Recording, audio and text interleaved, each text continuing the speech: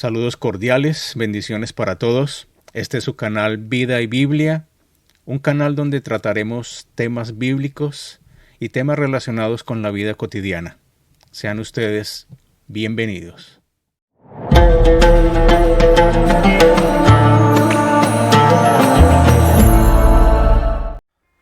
Saludos cordiales, bendiciones para todos. En esta oportunidad estaremos leyendo un libro sobre la historia de la Iglesia cristiana. La Edad Oscura, desde el martirio de Pablo hasta la muerte.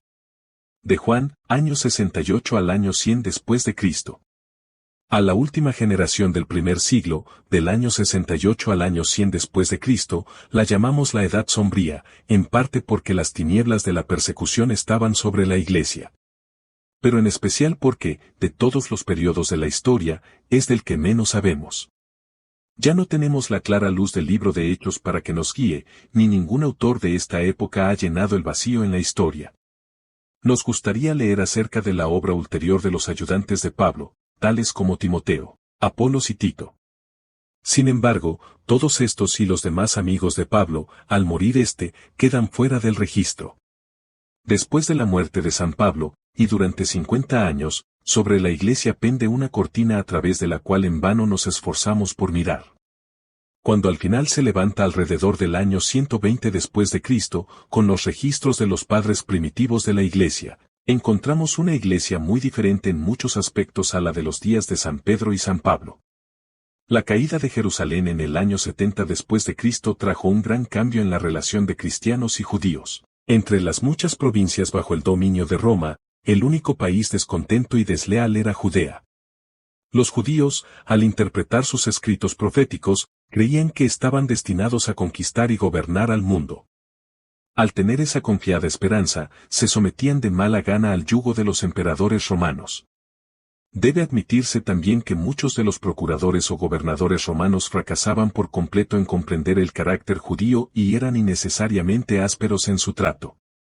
Alrededor del año 66 después de Cristo, los judíos se levantaron en abierta rebelión. Nunca tuvieron esperanza de vencer. Pues, que podía ser una de las provincias más pequeñas, cuyos hombres no estaban preparados para la guerra, en contra de un imperio de 120 millones de personas con 250.000 de soldados disciplinados y expertos. Además, los judíos mismos estaban divididos en grupos que peleaban y se mataban entre sí tan fieramente como con su enemigo común, Roma. Vespasiano, el principal general romano, condujo un gran ejército a Palestina.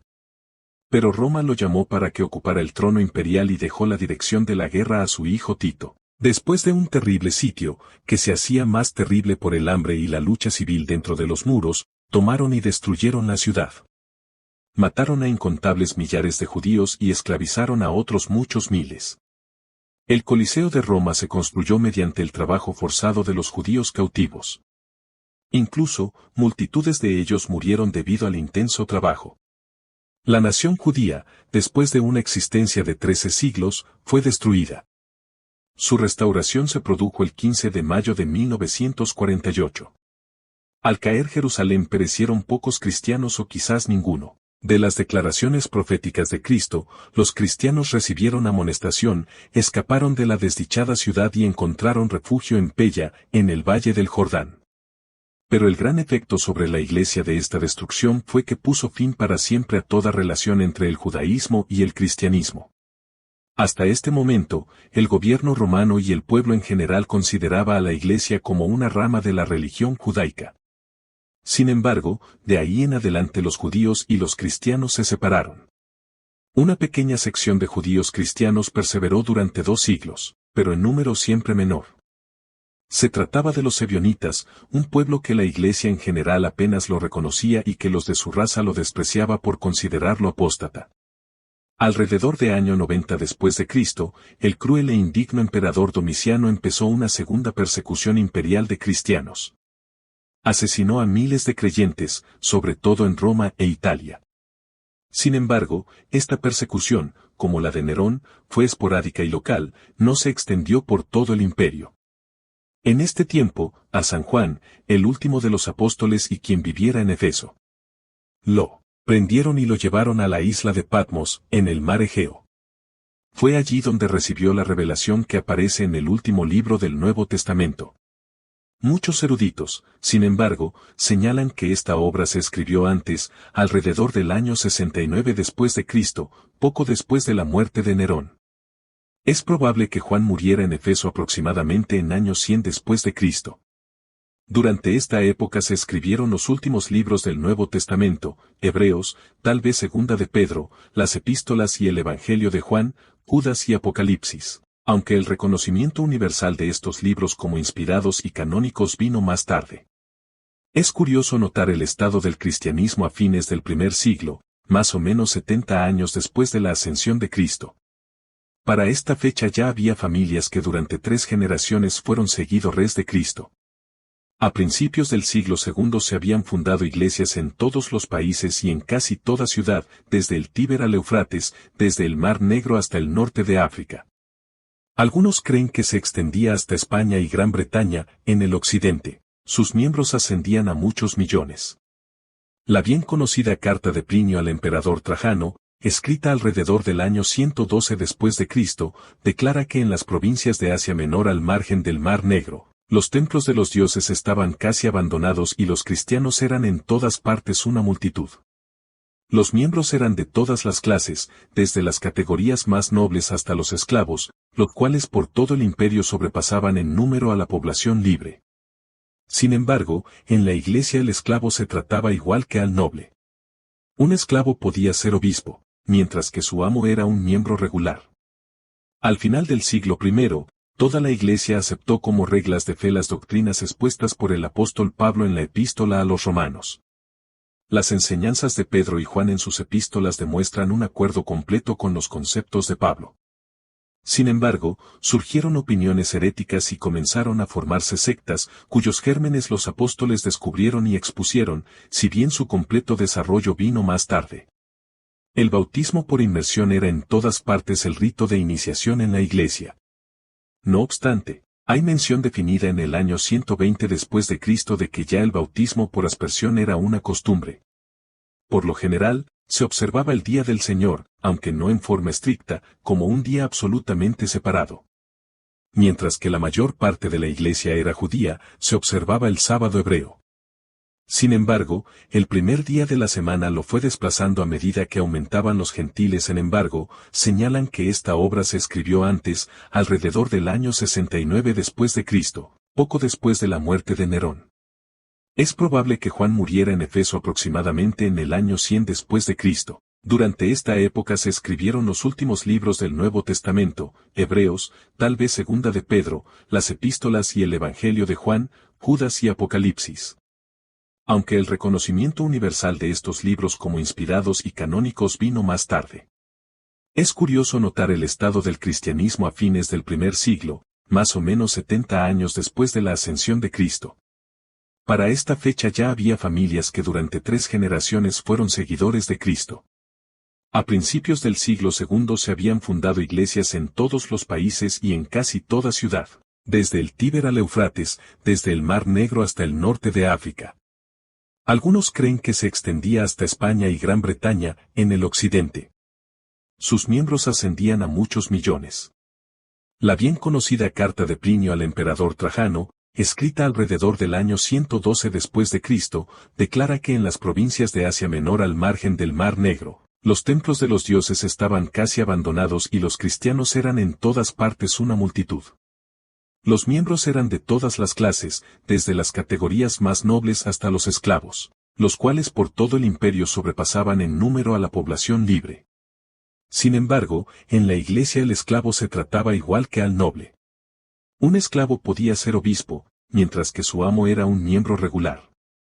Al final del siglo I, toda la Iglesia aceptó como reglas de fe las doctrinas expuestas por el apóstol Pablo en la epístola a los romanos. Las enseñanzas de Pedro y Juan en sus epístolas demuestran un acuerdo completo con los conceptos de Pablo. Sin embargo, surgieron opiniones heréticas y comenzaron a formarse sectas, cuyos gérmenes los apóstoles descubrieron y expusieron, si bien su completo desarrollo vino más tarde. El bautismo por inmersión era en todas partes el rito de iniciación en la Iglesia. No obstante, hay mención definida en el año 120 después de Cristo de que ya el bautismo por aspersión era una costumbre. Por lo general, se observaba el día del Señor, aunque no en forma estricta, como un día absolutamente separado. Mientras que la mayor parte de la iglesia era judía, se observaba el sábado hebreo. Sin embargo, el primer día de la semana lo fue desplazando a medida que aumentaban los gentiles en la congregación. Vemos que antes de finalizar el ministerio de San Pablo, las iglesias se reunían el primer día de la semana. En Apocalipsis a ese día se le llama el Día del Señor. La Cena del Señor se observaba universalmente. Esta empezó a manera de un servicio en el hogar, como la Pascua judía, de la cual se originó. Pero entre las iglesias gentiles surgió la costumbre de celebrarse en una reunión de la iglesia. Se trataba de una cena a la que cada miembro traía su parte de provisión. San Pablo reprendió a la iglesia en Corinto por lo que trajo como resultado el abuso de este método de cumplimiento.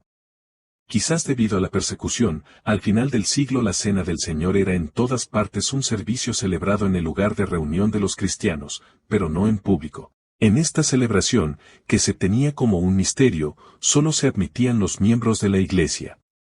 Se aprobó y expandió el reconocimiento del Domingo de Resurrección como aniversario de la resurrección de nuestro Señor, aunque en ese tiempo aún no se celebraba universalmente. El último sobreviviente de los 12 apóstoles fue San Juan, quien moró en Efeso como hasta el año 100 después de Cristo. No hay datos de que hubiese sucesores en ese oficio. Sin embargo, alrededor del año 120 después de Cristo se hace mención de apóstoles que al parecer eran evangelistas que viajaban entre las iglesias, pero sin autoridad. Es evidente que no se respetaban mucho porque a las iglesias se les recomendaba que no los hospedaran más de 3 días. En Hechos y las últimas epístolas, los ancianos, presbíteros y obispos se mencionan como si los dos títulos se aplicasen indistintamente a las mismas personas. Pero para el final del primer siglo aumentaba la tendencia de elevar a un obispo sobre sus compañeros ancianos, lo cual condujo más tarde al sistema eclesiástico. Los diáconos se mencionan en las últimas cartas de Pablo como oficiales de la Iglesia. En la epístola a los Romanos, escrita hacia el año 58 después de Cristo, a Febe de Cencrea se le llama diaconisa. Una referencia en primera a Timoteo puede que se haya hecho para mujeres que desempeñaban ese oficio. El plan de culto en las asambleas cristianas se derivaba de aquel de las sinagogas judías. Se leían pasajes del Antiguo Testamento y de las cartas apostólicas, así como de los evangelios. Se cantaban salmos de la Biblia e himnos cristianos. Las oraciones, diferentes a las de las sinagogas, eran espontáneas. Se dirigían con toda libertad a los miembros y hermanos visitantes. Al final del servicio, a menudo se participaba de la Cena del Señor. Al leer las últimas epístolas y el libro de Apocalipsis, encontramos entremezcladas luz y sombras en el relato de las iglesias. Las normas de carácter moral eran elevadas, pero el tono de la vida espiritual era inferior de lo que había sido en los días primitivos apostólicos. Sin embargo, en todas partes la iglesia era fuerte, activa, creciente y se levantaba a dominar en todos los ámbitos del Imperio Romano.